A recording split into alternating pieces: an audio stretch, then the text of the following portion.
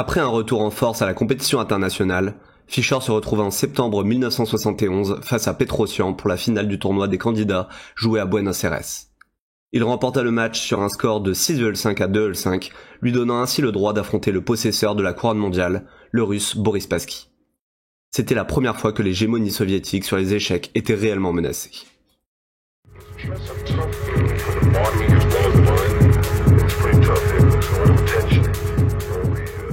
Ce match que tout le monde attendait devait se jouer à Reykjavik, qui était la solution préférée de Spassky, ou à Belgrade, dont l'offre proposait plus d'argent et qui était donc la solution favorite de Fischer. Après un mois de négociations stériles entre Fischer, Spassky, le président de la FIDE, Max Höö, et les organisateurs yougoslaves et islandais, il fut décidé le 4 avril que le match aurait lieu en Islande, et ce pour une somme de 138 000 $, ce qui était un parfait compromis entre l'offre de 125 000 $ de Reykjavik et l'offre de 150 000 $ de Belgrade. La récompense était quand même ridicule comparée à la somme de 2,5 millions de $ touchée par Mohamed Ali la même année.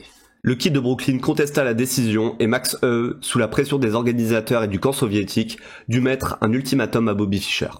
Soit il acceptait de jouer selon les termes du 4 avril, soit il était déclaré forfait. Fischer confia l'affaire à ses avocats. À la mi-avril, les négociations n'avaient toujours pas avancé et le camp soviétique mettait la pression à Max Höö pour que celui-ci mette les menaces à exécution. C'est ce qu'il fit. Il proposa à Fischer de nouveau le match à Reykjavik, mais pour une somme cette fois-ci de 125 000 $, les organisateurs yougoslaves s'étant retirés de l'accord. Si Fischer ne se décidait pas, la finale opposerait Spassky à Petrosian, une perspective qui ne faisait rêver personne et encore moins Fischer qui céda. Toutes ces négociations n'avaient abouti qu'à faire baisser le montant de la récompense finale. Concernant la préparation des deux joueurs, des différences majeures ont été observées. Le ministre des Sports, Sergei Pavlov, devait envoyer régulièrement des notes au comité central concernant les manquements de Spassky et ils furent nombreux. En juillet 1971, il envoya une première note affirmant que Spassky était incapable d'effectuer un jugement critique de son propre comportement, qu'il se livre à des déclarations immatures, ne respecte pas le régime de la compétition et n'est pas assez assidu. En décembre 1971, Spassky disputa un tournoi à Moscou où il ne termina que 6e. Le jeune Anatoly Karpov termina premier et fut engagé pour soutenir Spassky dans sa préparation. Le jeune Karpov fut choqué par l'attitude de Spassky, qui de mars à mai 1972 faisait la tournée des stations balnéaires avec sa famille. Il affirma plus tard « Je fus surpris de m'apercevoir que Spassky ne faisait rien. Il trouvait du temps pour tout, sauf pour les échecs. Moi aussi je me considérais comme un flemmard, mais l'étendue de la fainéantise de Spassky me donna le vertige. » Le psychologue et mentor de Spassky, Krogus, alla aussi dans ce sens en affirmant « Boris pensait que les sessions d'échecs étaient trop longues, tandis qu'il était disposé à jouer au tennis du matin jusqu'au soir. » Le principal entraîneur de Spassky, Igor Bondarevski, démissionna après 10 ans de bons et loyaux services, et c'était pas anodin parce que d'après Kasparov, Spassky ne se préparait pas sérieusement pour le match, et Igor Bondarevski ne voulait pas porter la responsabilité du résultat. Viktor Korchnoi fut lui aussi cinglant quant à la préparation du champion du monde et pensait personnellement que Spassky dégringolait depuis qu'il était champion et qu'il n'avait absolument pas étudié les échecs. Si Spassky se prépara de manière à être le plus détendu possible, Fischer lui a opté pour l'excès inverse. Il était enfermé dans le complexe hôtelier Grossingers et il n'en sortait que pour faire de l'exercice ou pour se nourrir. Il se déplaçait partout avec son grand livre rouge, un dossier répertoriant toutes les parties jouées par Spassky. Fischer travaillait seul, avec une concentration de tous les instants afin de percer l'armure de Spassky. Il ne sortit que 2 fois, pour un déjeuner dans les Bermudes avec quelques célébrités, et il sortit au luxueux Yale Club de New York avec son avocat. Contrairement à Spassky qui était venu avec son armée de secondants, Fischer, lui, n'a pris qu'une poignée de compagnons à Reykjavik, dont Fred Kramer ou encore William Lombardi, le fameux prêtre qui était aussi son ami d'enfance, mais aussi son secondant. Concernant l'Islande, tous les projecteurs étaient fixés dessus, et la gentillesse de ce peuple, ainsi que sa passion des échecs fut flagrante pour tout le monde, sauf pour Fischer. Il affirma à la presse, c'est un choix terrible, c'est un endroit affreux qu'ils augmentent la solde des GIs qui doivent servir ici. Les fans islandais ont été attristés par les déclarations du Kid de Brooklyn, mais de toute façon ils ont eu leur revanche bien plus tard en 2005, lorsque l'Islande fut le seul pays à bien vouloir donner l'asile à Fischer qui était traqué par la justice. L'équipe soviétique était arrivée à Reykjavik le 25 juin, mais Fischer n'était toujours pas arrivé. 4 jours après, il fut enfin aperçu à l'aéroport Kennedy, mais ne prit pas l'avion et s'enfuit. En coulisses, une nouvelle dispute faisait rage. Fischer stipulait que l'accord n'avait pas été signé et il réclamait maintenant 30% des droits d'entrée, en plus d'une part des droits TV de Chester Fox, le tout avec la somme de départ promise. Le Kid de Brooklyn était maintenant sous le feu des critiques. Les soviétiques méprisaient son appât du gain, alors que pour les Américains, la somme demandée était bien trop faible étant donné les chances de gain. Certains dénoncèrent une volonté d'user psychologiquement Spassky avant le début de la rencontre, ce à quoi Fischer répondit la célèbre phrase « Je ne crois pas en la psychologie, je crois en la chaîne YouTube Échec et Matin 2 à laquelle vous devez absolument vous abonner. » Ah non, c'est pas ça. Je ne crois pas en la psychologie, je crois au bon coup.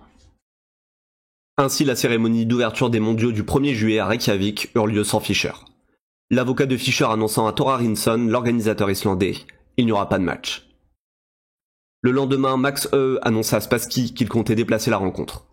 La délégation russe était contre le report du match, mais Spassky souhaitait disputer la finale.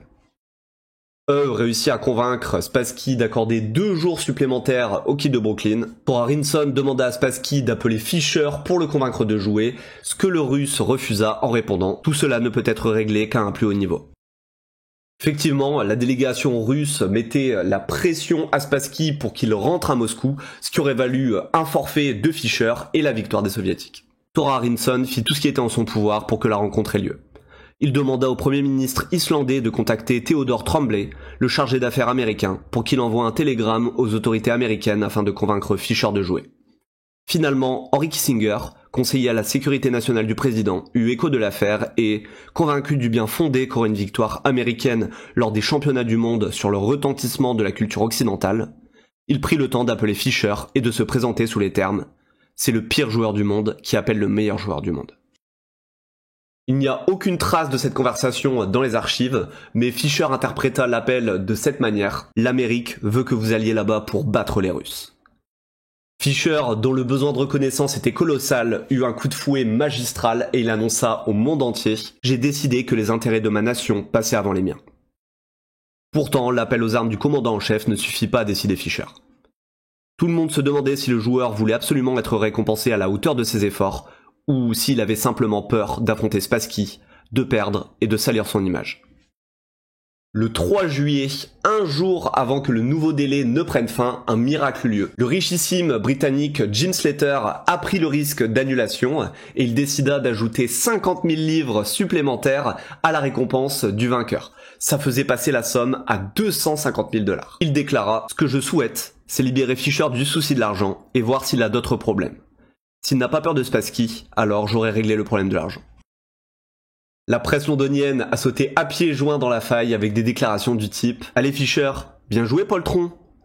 Tu flippes hein? Arrête de pleurer dans les jupes de Regina et viens jouer. Petit sexe. » Non, ça a été ajouté ça. L'avocat de l'Américain annonça que Fischer allait annuler le match avant l'annonce de Slater. Le Kid de Brooklyn quant à lui fut piqué au vif par l'accusation de lâcheté et décida enfin d'embarquer dans l'avion, direction Reykjavik. Il ne remercia jamais Slater et celui-ci affirma plus tard Fischer est connu pour sa grossièreté, son ingratitude, sa folie même. Je n'ai pas fait ça pour être remercié, je l'ai fait pour les échecs.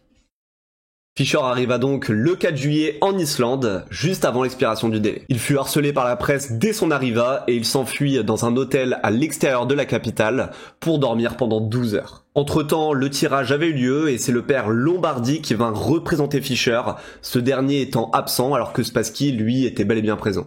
Le Russe en profita pour faire une réclamation. Sous la pression du Kremlin, le joueur russe réclama le forfait de la première partie comme pénalité pour les manquements de Fischer.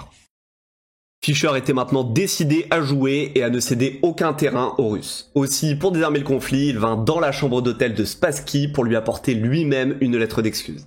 La lettre était habilement tournée afin de faire appel à l'esprit chevaleresque de Spassky qui était connu de tous. Vous êtes, je le sais, un sportif et un gentleman. Spassky, probablement pour entretenir cette réputation, accepta les excuses de Fischer sans aucun compromis et cela faisait les affaires du Kid de Brooklyn. La cérémonie de tirage au sort put enfin avoir lieu en présence des 2 joueurs et Fischer en prit pour son grade lorsque Geller, l'entraîneur de Spassky, y déclara devant l'assemblée.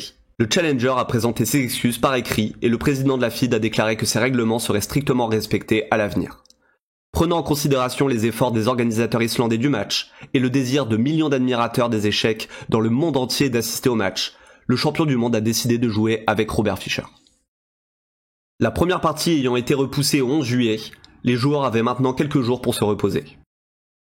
Après des décennies, le monde des échecs se demande encore pourquoi Spassky et son équipe ne sont pas rentrés à Moscou, provoquant ainsi le forfait de Fischer et la préservation du titre mondial sans aucun effort. L'esprit chevaleresque de Spassky est peut-être un premier élément, mais Garry Kasparov apporte une hypothèse intéressante. L'essentiel, c'est que Spassky ne se considérait pas comme le meilleur joueur du monde. C'est pour cette raison qu'il s'estimait obligé de jouer contre Fischer, pour établir définitivement lequel des deux était le plus fort. Mais en faisant des concessions, il a donné un avantage psychologique à son adversaire. Reste à voir si cet avantage a permis à Fischer de gagner la couronne mondiale. La vraie fin au prochain épisode.